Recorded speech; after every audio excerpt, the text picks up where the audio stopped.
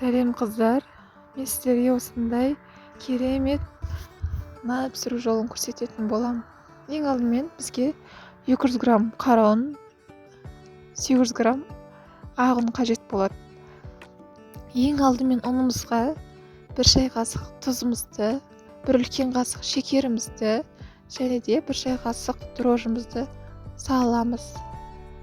Енді барлығын араластырып, жылы су құйып қамыр илейміз. Қамырымыз өте жұмсақ болу керек. Қамырымызды қайырып илеп, 1,5 сағаттай жылы жерге қойып қоямыз.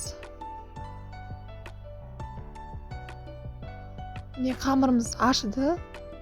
Енді жақсы көтерілу үшін тағы да бір қайырып илеп, жылы жерге 1 сағаттай көлемінде қоятын боламыз.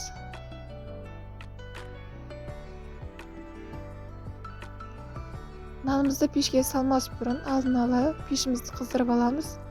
Өстіп нанымызды алып тапаға салып 180 градуста 30-35 минуттай пісіріп аламыз.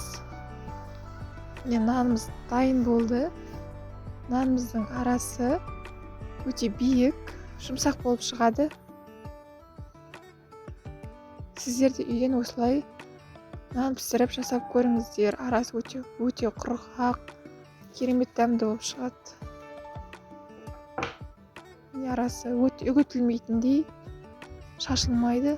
Егер сіздерге ұнаса, лайк басып, комментарий қалдырып, подписаться етіңіздер. Ас болсын.